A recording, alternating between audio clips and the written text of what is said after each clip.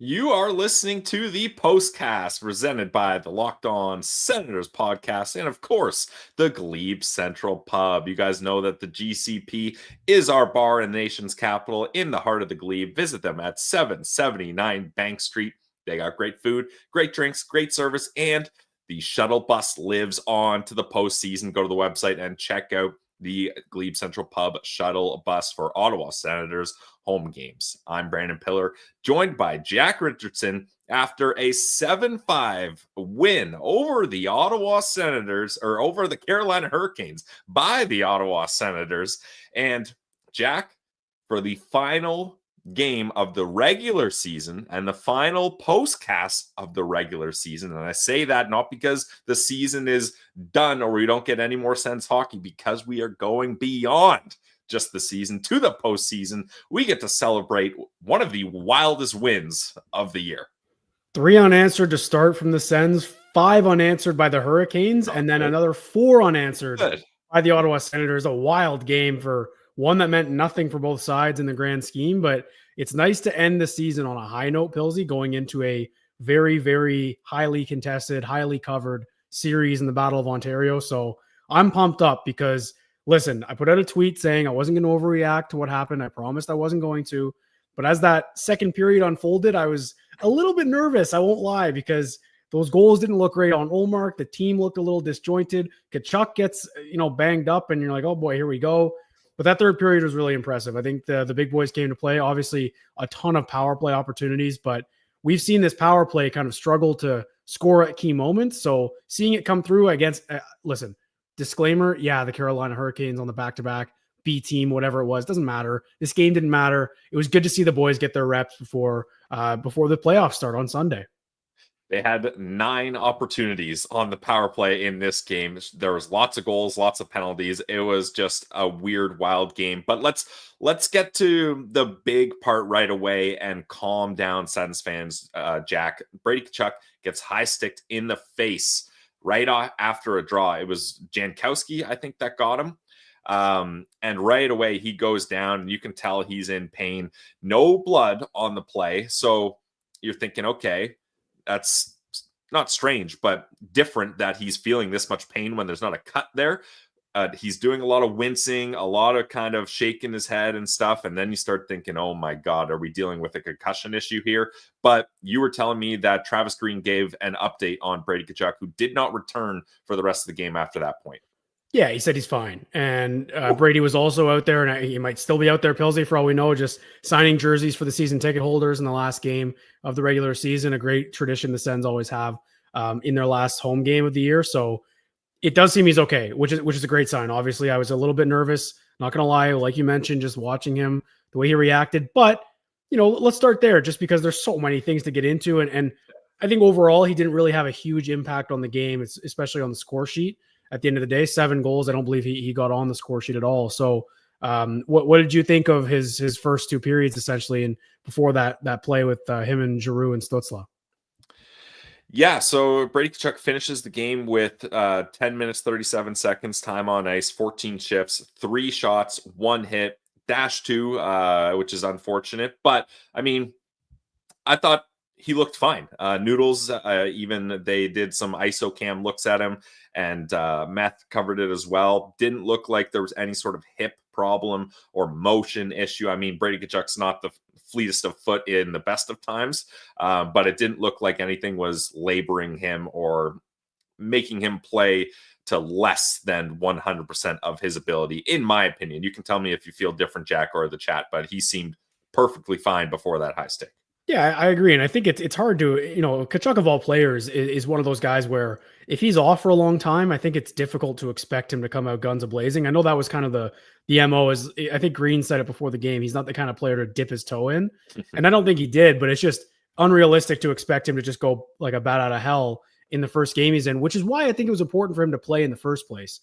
Because he's been hyped up so much about his playoff atmosphere, what he's going to bring. And it'd be difficult to do that after so much time off, I think, in game one. So getting a little bit of a feel will be great. We'll see, how practice goes and everything like that. But I believe he'll be in that lineup game one Sunday. And he wasn't the only one on the Sens, though, who got some touches because, man, 9 power play opportunities for the Senators today, Pilsy.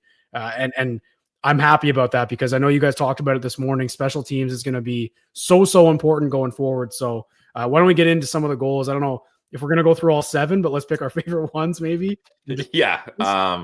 Let's start with Adam Gaudette. I mean, this is a guy that had a ice cold streak just recently that he found a way to get the puck in the back of the net, including 2 goals tonight. But there was a stretch, Jack, where he had, I believe it was 20 straight games with no goals. And I think only like 1 assist in that stretch too. Like it was bad. And for a fourth line guy that really is down there to generate some offense in the bottom 6, him being that cold was an issue, but he's finding his game now. And when Adam Gaudette is at his best, he's confident and he's ripping that puck. And the goalies can't stop it. Like both of them went in on Anderson clean. Now the first one, well, actually, I guess both of them there are some traffic, so I shouldn't say it was that easy. But the first one, he uses the D man as a screen, great play, sniper type of play. And then his second one, Timmy wins the draw. The puck sitting there, he scoops it, doesn't think twice, boom, shoots it, scores. Absolutely amazing shot. So I think that's a huge sign for Adam Gaudette to be hot here because another thing we talk about with the Battle of Ontario, Jack, is look, you can't deny that the Leafs have the offensive firepower up front. Like their top 4 forwards are very good. There's no denying that. But where the Ottawa Senators can find an edge, in my opinion, is that bottom 6. And if Adam Gaudette is going to carry this into the playoffs, that's a good sign for the Senators. And don't forget, there might be a bit of bitterness and a revenge story for Adam Gaudette as he was part of the Leafs organization not too long ago. Yeah, I love that aspect of it too. It's great to see Adam Gaudette getting back to those scoring ways because he started the year so hot. I think he had 13 goals by mid-December or something like that. Yeah, crushing it. Obviously, he now ends the season with 19, getting 2 tonight. And I like that you mentioned that bottom 6. There's another guy on that fourth line I want to talk about who ended up, I think, catching my eye a bit more when he got elevated after Tkachuk was done for the night. But Fabian Zetterlund, I thought was great tonight too. So you think of their bottom 6. Everyone talks about, and rightfully so, that Pinto, Greg Amadio line. But all of a sudden now, Pilsy, when they're healthy, that fourth line is Nick Cousins, who was a great fourth line addition, I think, in his own right. I was excited about that. But then Adam Gaudette, who's got 19 goals, and Fabian Zetterlund, who has 19 goals. So think of the offensive firepower that fourth line has. Such an advantage, especially like you mentioned, going up against a team that's so top heavy. It's massive. So I think getting them when they're getting their touches, feeling good. And that's why that third period from Zetterlund for me was so impressive. Him and Batherson and Cousins really found something. And that's what Zetterlund's going to be. He's going to be like a Swiss Army knife. He's going to have games where for a period, he's up with the big boys for a couple shifts. And there's going to be times though, where that fourth line. And I think in that first period, especially, they looked really good together. Yeah, I think part of me, Jack, when I was trying to make the ideal playoff line, I obviously want to have a top line of Brady, Timmy, Giroux. I want to keep that second line of Perron, Cousins, Batherson together. And then the shutdown line, the third line of Greg Pinto Amadio. I mean, that might be the Senators' most important line of the series, shutting down the Leafs top line in matchups. So part of me was like, how do I get Fabian Zetterlund some more ice time? Like you mentioned, maybe when they're trailing, Zetterlund's going to get that bump in the lineup. He's more than likely going to be on that second power play unit. But I think I've kind of talked myself into a bit of a positive spin zone here, and this is classic fan cope. But I have a feeling Fabian Zetterlund, if he's on the fourth line, when he gets his 2-3 shifts a period, it's going to be sparingly at times. He's going to be giving 120% out there. Because, like, you saw him tonight, he was tenacious on the forecheck in the neutral zone. Loose pucks, he was winning those races. He even created a breakaway for himself by challenging a defenseman that had a puck in the neutral zone, knocking it away with a stick, and then beating him to that loose puck and then getting a breakaway. Like, if he only gets a few shifts, few and far between, he's going to make the damn most of them. I'm sure of that. So I decided it's okay to have him on the fourth line because I still think it's not where he wants to be. I think that's clear. It's not where the Sens traded for him to be, but he can still make an impact. And I'm excited to see his game in the playoffs. First time in the playoffs for him too, I believe. Got to be. Yeah, it would be. I know that he was with New Jersey, but I don't think he ever played a game for them. So I doubt he was. Yeah, he was a prospect when he got traded. So yeah, definitely his first playoff game. San Jose definitely wasn't in any playoff games in his career there. So another guy, who might just turn it on come playoff time. And a night like tonight is pretty indicative. I like that you mentioned that shift he had was insane. He creates a breakaway out of nothing. Yeah. And then not only that, he misses it. And I was, on my feet, I was like, oh my God, just raise the puck. Like one of those, another moment for Zetterlund where you want him to bury it. We've seen a lot of those so far, but he stuck with it. And it wasn't just, him kind of, I missed it, got to get back on defense. He gets back in position, makes a play, and then gets an assist on Batherson's. I think that was the go-ahead goal, so the game winner eventually. So it was a hell of a play from Zetterlund. And you're right, because, we're obviously going to talk about tonight's game as we go out throughout the postcast, but it's all in the light of what's Sunday going to look like. What is game one going to look like? I know you guys are going to have a show tomorrow, but this is the final postcast before the playoffs, Pillsy. So this is my last chance to talk about the Battle of Ontario before game one. So going into that game, knowing I think also that the Sens are comfortable and the rest of the forward group feels comfortable, just having an absolute blender thrown to the lines if they need to. Green has not been shy to do that. So in a game like now, when they're down 2, and again, I know it's the Carolina Hurricanes on a back-to-back, their B team, not an important game, but they didn't play well. The Sens didn't play well in the second. They bounced back. They're chasing the game, and they come back and tie it by putting the lines in a blender. So that's kind of encouraging to me. If that happens in the playoffs, the Leafs have the firepower to score 5 goals that quickly as well. So if you have the ability to put your lines in a blender, say, hey, Fabian, go give us a spark. He just did it tonight. So that's really encouraging. Yeah, definitely. And don't worry, Jack, I'm going to give you your time to go off and get all your takes out on the Battle of Ontario before we wrap the show up. I promise you, don't worry. So yeah, those were 2 big players when it comes to how this game shook out. Gaudette, Zetterlund. It's crazy that we kind of thought, Jack, this was going to be kind of a nothing game to talk about. But even though it's meaningless, technically, there's so many interesting storylines to get into. It's a little bit different than that last game up against the Chicago Blackhawks, where I forgot to even mention they played or the score, because I believe that was also the night that we found out it was going to be the Battle of Ontario. So this one's a little different, but I promise you we will get to some Battle of Ontario talk as we go on. And speaking of the Battle of Ontario, a place where there's 2 places where we want to see Sens fans show out. Obviously, the CTC. I mean, heck, even let's get some Sens fans at Scotiabank Arena too. Enemy territory. Let's go. But where it's not enemy territory, in the heart of our nation's capital, in the Glebe Central Pub. You guys know we love the Glebe Central Pub. It's awesome there. The vibe is exactly what you want if you're a Sens fan. They're trying to get Sens fans to Sens games, and they have been for a while doing the Sens shuttle. And it doesn't stop in the regular season, guys. They're going all the way to the playoffs. Sue is going to be there driving the bus, but just one bus. So if you don't get your ticket in time, that's going to fill up and you're going to miss out. So don't do that. Go to the GlebeCentralPub.com website and Fill that bus with Sens fans. $17 trip, round trip. You can't beat that these days. It's faster than an Uber, faster than a bird, faster than a plane. It's Sue on the bus, Jack. You know how efficient Sue gets to the CTC and back. Sue is the MVP of the regular season, and I imagine she'll be the MVP of the postseason as well, Pilsy. But another thing I want to mention about the GCP, not just Sens home games. I think that's a great spot to just watch games in general too. That's a spot I'll be hitting up if I'm in Ottawa. I'm hoping to be there for at least game 3. I won't be at the game like you and Martian, but I will be in Ottawa. So I'm hoping to maybe hit the GCP for game 3 for sure. And I'm looking forward to it because that place is electric in the regular season. Can't wait for some GC playoffs at the GCP. Love it. There we go. So you might bump into Jack there, or especially I recommend it for out-of-town Sens fans. If you're coming to the game out of town, you're on your own, go to the GCP. You will make friends very quickly. The vibes there are awesome. Everybody's great people, good community, good service. Blair, the owner, absolute beauty. So head to the GCP. And guys, if you're worried about the price of vibes, don't worry. We got you. Chat. Let me know how much the vibes are. The vibes are free at the GCP. This episode is also brought to you by our friends over at FanDuel. You guys know that FanDuel is the official online sportsbook of the Locked On Podcast Network. We love our friends over at FanDuel, and you're going to love FanDuel too with playoff basketball coming up here.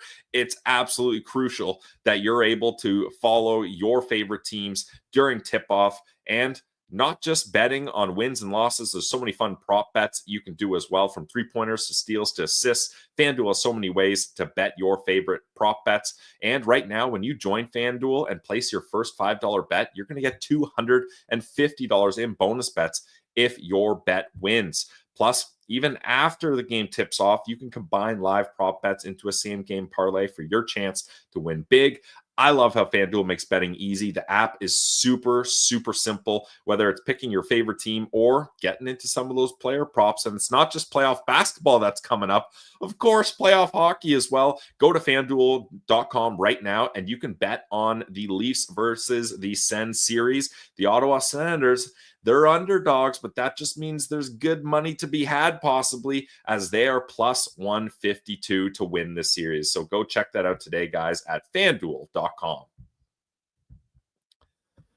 All right, guys, Brandon Piller here, joined by Jack Richardson and 386 of our friends in the chat. We love you guys in the chat, and we get to celebrate Game 82. Jack, normally the vibes after Game 82 are not this high, especially in a meaningless game, but it's a Sens win. They find ways to do it. We've already talked about Gaudette. You highlighted the play of Fabian Zetterlund. I think we can even with those two guys off the list, Jack, I think we can even snap it around twice here for Sens Central citizens. So I will graciously allow you to pick your Sens Central citizen or Sens Central standout. It's because you're wearing the shirt, Pilsy. That's what got you. I think I'm looking at the citizen shirt and thinking about great the merch. citizens in the chat. Some great merch, by the way. I think, we can definitely go back and forth a couple times here. I'm going to start it off with a guy who has really woken up post-trade deadline. I'm going with Drake Batherson, a career-high 68 points after tonight's game. He was great, obviously getting the tying goal and the game-winning goal in back-to-back fashion. And the little touch he has around the net is really underrated. I think most people may look at that play and say Anderson should have had it, beat him on his glove, but just that little deflection on the power play, little tip over the glove is really silky. And when Drake Batherson's going, it makes this team dangerous. And stop me if you've heard me say that before, Pilsy, about a lot of forwards on this team. But in a series against the Toronto Maple Leafs, who are top heavy, reliant on those 4 guys, if the Sens have the next, I know you and Ross were making those lists, and those were some pretty contentious lists maybe, but I think that back half of that list of the best forwards in this series, all of those guys have the ability for the Sens to make this a Sens win, right? You think about Drake Batherson, Claude Giroux, Shane Pinto, Ridley Gregg, all those guys. And Batherson to me is really one of the most dark horse forwards on this team because he can play at a level that is a top line production on the power play at even strength. And he did it tonight, and he's been doing it since the trade deadline. He's really woken up since Josh Norris was traded. First start of the game, Drake Batherson, so not a bad call at all for your Sens Central standout. He finished with 2 goals and assists, 20 minutes, 14 seconds of ice time, 4 shots on goal, 2 hits. A nice stat stuffer game from Drake Batherson. All right, for my first Sen Central standout, I'm going to go with number 18, Tim Stutzle. A goal, 2 assists, 4 shots on net, and 1 hit. Even though Timmy's shooting more, and I want to highlight that and give him credit for that. In the last 3 games, he has 4 shots, 5 shots, 2 shots, and 4 shots. Not a math guy, but that is 15. Yep, 15 shots in his last 4 games. So averaging more than 3 shots a game. That's what you want to see from Timmy. He still found a way when he was wide open in the slot to try to pass it to Brady Tkachuk. I couldn't believe it. I was like, Timmy, I thought we worked on this. I thought you were shooting the puck now. And Brady's so surprised he ends up falling into the net. And he's like in the net. He's looking like, Timmy, why didn't you shoot that thing? But hey, he finds a way to get a goal and has 4 shots on net. I thought it was a great game for Timmy. And there was one, and how about finishing 80% in the faceoff dot? I'll quickly try to find how many draws that was that he won. But the way Tim Stutzle was playing, 4 for 5, 80%. You got to love that. He got absolutely manhandled by Stillman. I mean, a cheap, dirty move. He grabs him with his free hand and pulls him down and slams him onto the ice. But Timmy handled that well. He could have got really upset. He could have started something, but he knew the call was coming. And I think he was just like, all right, we'll take the penalty. And I believe he scored, was it on that power play or the ensuing power play? He did score on a delayed penalty at some point. So maybe it wasn't connected to that one. Lost track of the penalties there at the end. It was a little ridiculous, but I like that you mentioned that though, Pilsy, because what happened was he drove to the net, Stillman hooks him, and then he manhandles him after. And then Stutzle's goal, which was on that power play that he drew, penalty I like seeing him draw. And then that goal, that beautiful goal he scores right at the end of the game, the insurance goal, is the exact same play. So I love that he took it hard to the net, drew a penalty, got paid the price for it, and then still did the exact same thing on the next play and scored a beautiful goal because of it. That's what Tim Stutzle does. He gets this rep for being a soft player around the league. And I'm like, he's on Chicklets tomorrow. That's gonna be a great interview. I can't wait to watch that. But all the comments, you just read them as professional diver, soft player, whatever.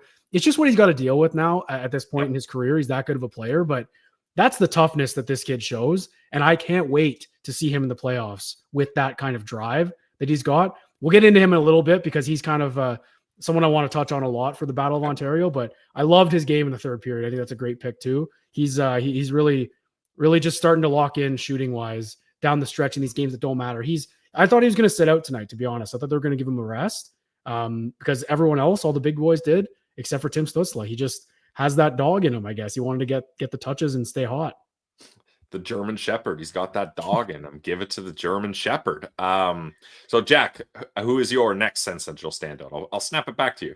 Yeah, there's a few I could go with. I'm going to go with someone who's maybe not a sexy pick tonight, just because it was a 7-5 game. I don't know what his stats ended up being. I liked Tyler Kleven's game a lot tonight. I know that might be a little bit off the board, like I mentioned, but he had that one play where he had a really nice move in tight and just couldn't tuck it around Frederick Anderson. I think that was in the first period. But yeah, I think with Kleven, he's going to have a lot of folk. I keep going to the Battle of Ontario, but that's what we're going forward to now after the regular season. Yep. If you look at that decor, I'd say that the top 4 is pretty solid. And you look at them and you say, okay, they can match up well against the Leafs' top 2 lines. That bottom pairing, and especially on the road, is going to get a lot of focus from the Leafs. So I think when Kleven's feeling good like that and looking like that with the puck on his stick is when he's at his best. He's a very good puck mover, underratedly. So I think he needs to get back to that. I think him and Matt and Paolo maybe for a little bit, especially after they got comfortable with each other, were a little bit too, and Kleven for sure, for me, for my liking, was a little bit too generous. He was moving the puck to him a little bit too much, maybe. When Kleven himself is a great puck mover, great at handling the puck back there. So he needs to do more of that. He just needs to keep doing that because he's going to have to against these top opponents. So I liked his game. I know it wasn't the top competition, but just a good one for him because Gilbert looked all right in these games. So I think maybe he's feeling a little bit of the pressure. We've seen that before with Kleven this season. He's been pretty unchallenged in that spot. But I think when Sabrango came up and played a game or two, Kleven really stepped up his game again because he's like, okay, here we go. I gotta earn my spot here again. Like he's not just all comfortable all season. So I liked Kleven's game. I don't know if that's, he might have had terrible analytics. I have no idea. Just a quick glance. I thought he had an okay night. No, I thought so too. And he played a lot tonight, Jack. 20 minutes and 8 seconds. That's got to be close to a season high for him. Second on the team on defense, only behind Jake Sanderson, who, geez, talking about trying to give guys rest. Jake Sanderson played 28 minutes and 21 seconds. That's nuts. Now, power play was power plays, yes, a lot of that. There was no rest, and there was no one else playing the power play. Like Shabbat's Kleven actually was playing second power play. Yeah. So it's one of those things where you can't really give Sanderson a rest there. So I know that's an eye-popping number. That's a lot of time, actually. Though. Yeah. But, I mean, how much of that was at even strength? I'd imagine not much. No, that is a good point. That's something I overlooked because, yeah, it just is an eye-popping number when you see it for the final game of the season. But Kleven also started this game off with a massive hit, like first shift. So that's what we want to see him doing in the playoffs is right away, finish your first check first shift. And I think Kleven's not going to have a problem doing that. So I like that one, Jack. A little off the board, but I like it. You didn't say Dylan Cousins, right? No, you had Batherson and Kleven. So I'm going to go Dylan Cousins. He had a goal, 2 assists, 18 minutes time on ice, 3 shots on net. He finishes with a 52.6% in the faceoff dot. That is 10 for 19, so that's pretty solid. And oh my God, how about that goal from Dylan Cousins? Just absolutely sniped it, top cheese. He ripped it. He's that spot for him, like not at the hash marks, but just a little bit higher. We've seen him score from there. Got to be 3-4 times now in his time with the Sens. He's just got such a good shot, such good release, and such good accuracy that it's tough for goalies to track it. And by the time they see it, it's already behind them. And then he finished with 2 assists as well. So I thought it was a great game for Dylan Cousins. I'm really happy with the way he's really bounced back. Since I mentioned last postcast, he had a little bit of a lull after the trade deadline. But you're right. I think it was that game against Philly, that back-to-back after his first as a Senator against Detroit, where he scored that insurance goal against Philly. Remember that? It was their only shot of the period. And he ripped it just like that. Like he's got that cannon with him. And on the power play, he's getting comfortable with that top unit, which I like a lot because he adds that right shot that they didn't have when it was Josh Norris, which I know we're going complete comparison with the trade, but that's the spot he took, right? On that power play too. So seeing him able to have that threat of a shot makes the power play dangerous. And if he's shooting the puck like that, I'm going to say it again, Pilsy, this team's dangerous. Yeah, I agree. So that's a great way for all of these players we mentioned to finish off their season, some confidence. Now, it wasn't a great game for everyone. Linus Ullmark, probably not stoked that this is his last performance going into the playoffs. 5 goals on 33 shots, 848 save percentage. But I will say this, and maybe the chat will give it to me, and I guess that's fair. But he did have a handful of really big saves. Yep. I'm not saying I was going to say the same thing. I'm not saying it was a good game. Nope. I'm not saying it's excusable allowing 5 goals on the last game of the regular season against a B team that is resting one of their guys to keep the Iron Man streak alive also, and at home and right before the playoffs. I'm not saying it's okay, this performance, but in my notes, I've got a bunch of highlights from when he had to make big saves. So that I will spin zone into being a positive. And I don't know. I find ways to turn negatives into positive, silver linings, positive Pilsy here. But Jack, part of me is saying, or telling myself at least, that that's kind of a good thing because he got shelled. He got kind of embarrassed. He lets 5 straight goals in after his teammates spotted him a 3-0 lead.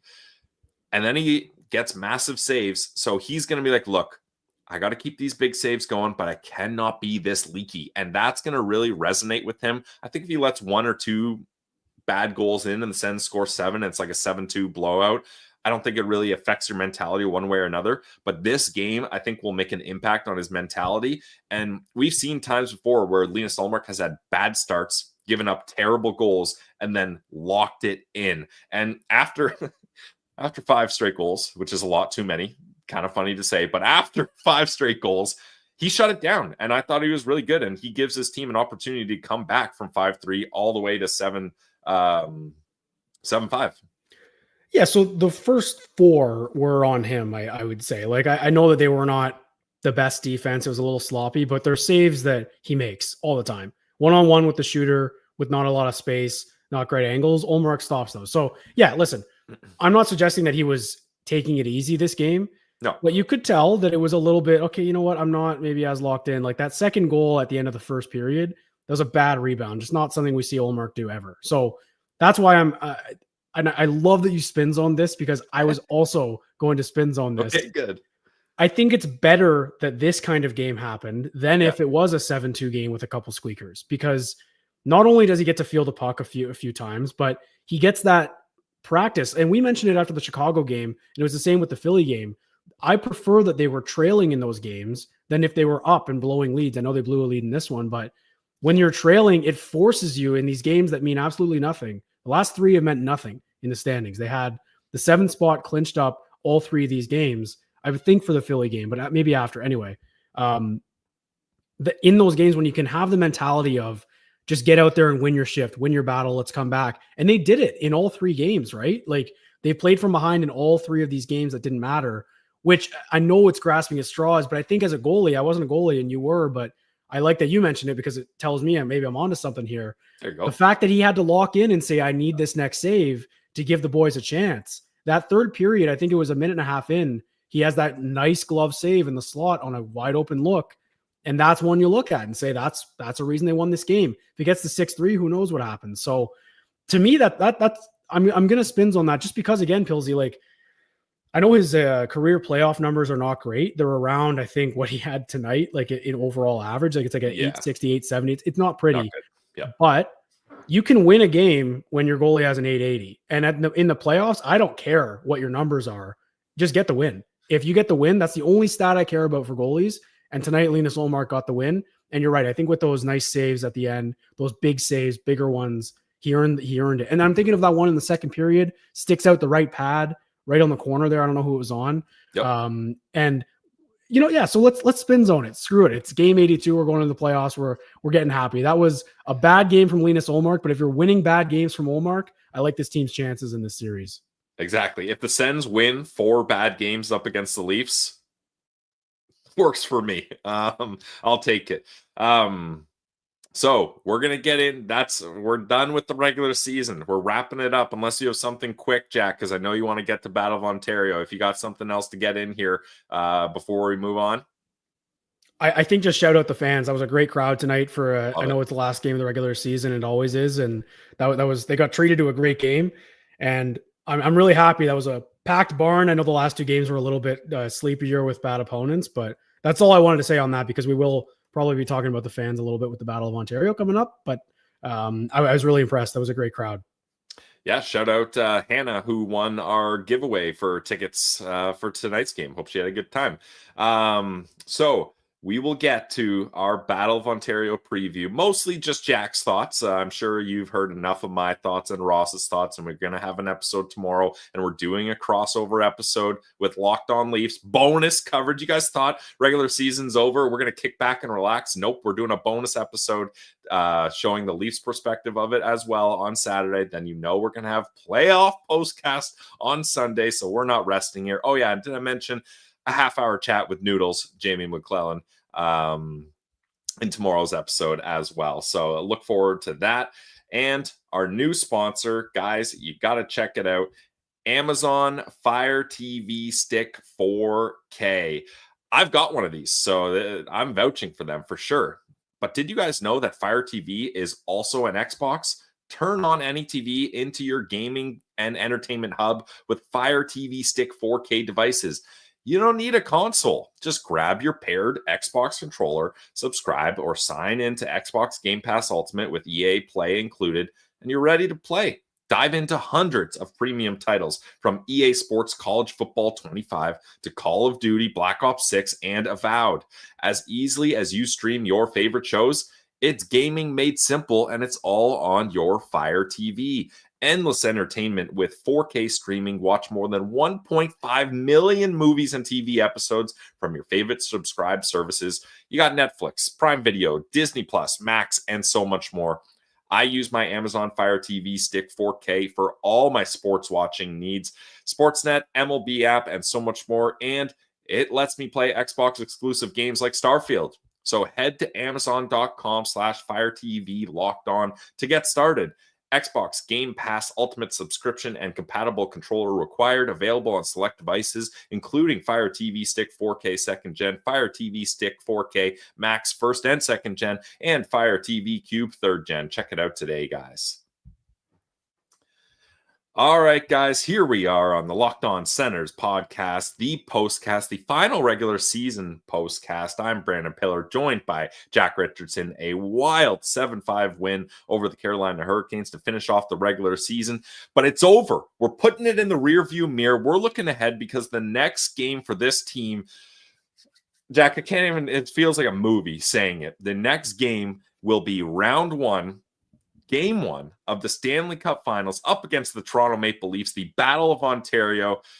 Where do you want to start, Jack? I'll let you pretty much take court here. I'll just keep snapping it back to you. So we obviously had that raw reaction right when it got locked in, and I thought I was ready, Pilsy, because for weeks we had known it was going to be the matchup. It was finally locked in. We had some pretty, and myself included, some pretty, initial reaction, let's call it. I was very confident in the Sens. I still am. But I think with more time to digest it, more time to think about the matchup, really break it down, listen to all my Leafs content that I wanted to get in. One thing is very clear with this series going into me. Both teams and both fan bases are riding an absolute high going into this series. So one fan base is going to be devastated. And I know that as Sens fans, we are just happy to be here in general. But I'm still of this sentiment. I felt the same way that night. I felt the same way, knowing this could be a possible matchup. It all goes out the window to me. I know that this has been a triumphant season. Back in the playoffs, finally, you got to beat the Leafs. You have to win this series because you can, and you'll match up well against this team.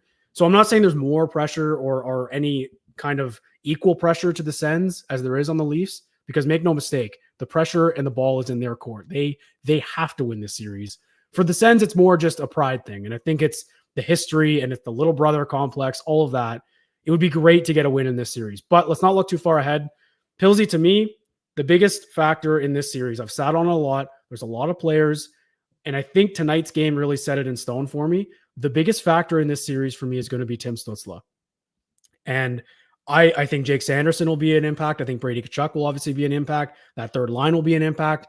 Tim Stutzle, to me, is the only player on the Sens who can possibly match what the Leafs core four will bring offensively if it gets to that point. The goal is not to get to that point, but like we saw tonight, if the game or any game gets out of hand, it's a shootout, it's that kind of thing, Tim Stutzle, the German, is the guy that needs to be able to drive the bus for the Ottawa Senators. He plays well against the Leafs. He has 2 goals in 3 games against them this year. I liked his game in all 3 of those games. To me, he's the key. He's the key. And I think there's going to be a lot of focus on Tkachuk up front from the other team. And if they're on the same line, that'll just by association be Stutzle. But to me, he's going to be the guy where if he can take his game to another level, it makes the Ottawa Senators a very tough opponent, because who do you match up against in that case? If Tim Stutzle plays like he did tonight or against Philly, I think it's a really tough matchup for the Leafs. So that's my kind of going in. I'm looking at that angle from the Ottawa Senators is Stutzle, if he can find another level, because another part of it, Pilsy, and I'm rambling here. I want to get your thoughts on Stutzle, though, because there's so many guys we can talk about. And I know you and Ross today went through the list of guys that you guys are keying in on. And I know Stutzle was 3 or 4 for both of you. The thing is with the Leafs is they've had all this regular season success, these top guys, but their thing is not being able to get it done in the playoffs. And that's not even just a narrative at this point. It's a fact until they do it. Yeah. Stutzle is, like many other Senators, has not played a playoff game. There are players who elevate in the playoffs and are able to take it to another level. I'm even thinking, I know this is the high end of the spectrum here, but McDavid and Draisaitl take it to a whole other level. McKinnon, all these guys, the top talents do that. So can Tim Stutzle find another level to his game? He's the one guy up front that has that type of talent. So if it gets to a shootout, I'm looking to Tim Stutzle to match that. No, I like it. I mean, he's the leader in points on this team, and a team that sometimes struggles to find offense. And I mean, they didn't tonight, 7 goals, but you're going to need him to elevate his game. I like that, Jack. So on that conversation, let's say for home games, because you can't control the matchups as efficiently on the road. So for home games where they do have last change, who do you want Tim Stutzle and his line mates, Brady and Giroux, we assume? What line do you want them matching up against for the Leafs? It's interesting. Ideally, I think you want them out there against that third line, maybe the Lawton. I don't know what that mix is going to be. But at home, my guess, just based on what I'm feeling, I don't think the Leafs will shy away from putting Matthews and Marner out against anyone. That's just what I think, at least in game one. So I'd imagine they'd be out there a lot against Stutzle, Tkachuk, and Giroux. I think it'll just be a top dog against top dog kind of game. If not, it'll be Tavares and Nylander as maybe more of a cancel out. So I would like them to just try it. And I know that at home, it'll be Pinto, Sanderson, Zub, every single shift that Matthews, Marner are out there. But on the road, if you can win a couple shifts, if you can win a game with that kind of matchup where Stutzle is going up against Matthews, we've seen this guy really develop the defensive side of the game. And he's been pretty sheltered overall, just with the depth the Sens have defensively now with that Pinto line, like I mentioned. So to me, I would look to see him against that Tavares line for the most part. I think that would be where I want him, because you don't want to just cancel out. But if you're able to do that, especially on home ice, because that matchup against Marner and Matthews is important, but then there's another line to worry about. It is a 2-line team in that regard. So to me, it would be the Tavares Nylander line. Long answer short. Another thing I know that you guys talked about it this morning too is power plays and drawing penalties. And lo and behold, they had 9 tonight. So I don't think they're going to get 9 in game one. But Tim Stutzle leads the league in drawn penalties, I think now. He's right behind Kadri or tied with Kadri. I think he drew 3 tonight or 2 tonight. That's a narrative that follows Tim Stutzle. That is going to be an absolute buzz around that market if he draws a penalty that's maybe a little bit questionable, or he baits the referee into a hooking call or a trip. It's going to be talked about, and it's going to be a storyline in this series. I promise Sens fans. Stutzle's diving will come up. Or not his diving, because he doesn't dive anymore. We know that. He's absolutely gotten that out of his game. But that's another thing I'm going to be looking for from Stutzle. So that's why I mentioned him driving the net in the third period tonight and getting that penalty. That's an easy call every time. It's those ones along the wall that I don't want to see perimeter penalties on Stutzle. He won't get those calls. He needs to drive the net, and that's what I'm looking for. So I know I'm putting a lot of pressure on 18. They can win if he's not playing his best game, but I just think that if he's at the top of his game, they're going to be a really hard team to beat in a 7-game series. And I think for Timmy too, where that at least it feels like the diving narrative changed a little bit, is he found ways to, if you just keep your feet moving and use that speed, guys are inevitably going to fall behind and just trip you up, just trying to reach to go for that puck. And sure, maybe the visual doesn't always look great. And when you have the reputation that unfortunately Tim Stutzle has gotten, it looks like a dive. But if you're using your speed and keeping those legs chugging, the refs are going to see that, and they're going to be able to tell from when you're genuinely tripped up, as opposed to trying to embellish the call. So I think if he focuses on that, he's going to be able to successfully draw penalties. I do think though, Pilsy, it's important. I think I would tell if I was the coach, and I'm no NHL coach, but if I was Travis Green and the staff and the players and his line mates, I don't want Stutzle going out there to draw penalties. He's good enough to play at 5-on-5 and be successful. So I think if he gets in that mode where he's trying to draw calls, that's what I don't want from him. They'll happen naturally. And I felt like he did that tonight, specifically in the third period. Yeah, no, definitely. I think that's fair. So we've talked about a couple of guys that this will be their playoff debuts, Timmy, Brady. But who, Jack, of the veteran guys that have playoff experience, like who do you really think is not even necessarily just like points in offensive production, but who of the vet guys with playoff experience do you think is really going to shine in these moments and be kind of a leader and an example for the younger guys to look at? It's Claude Giroux. It's the best signing in Ottawa Senators free agent history for sure. Probably. He's a Leaf killer. His career numbers against the Leafs are I don't think some of the best in the league, but he's had a lot of fun playing the Toronto Maple Leafs in his career. And think of every game as a Senator. I know that in his first season, I was actually at 2 games that year in Toronto. I was lucky enough. I was still going to school in London, and I got tickets with my uncle to the first game. They lost, but he scored a big goal. And then do you remember that one where he toe dragged around and just, I don't know if I'm completely mentioning it just off the cuff, but it was a beautiful goal, and I had a great view of it in Toronto too. That same season, he just loves playing the Leafs. Pilsy is basically my point. So I think Claude Giroux is the guy, and you think back to his playoff performances in his younger days against Crosby and how jacked up he was for those games, and I really think Giroux is the guy. Like, I know that they've got cup experience in Perron and Amadio, and Nick Jensen's got a little bit of playoff experience, but to me, it's Claude Giroux. It's absolutely that guy. Playing with Tim Stutzle as well. I think faceoffs are going to be a big deal. Giroux on the penalty kill too is going to be big. So it's going to be Giroux for me. He's the guy who I could see scoring a big goal in this series. So I like that question with the veterans, because there's definitely more guys who are making their debut on the Sens than not.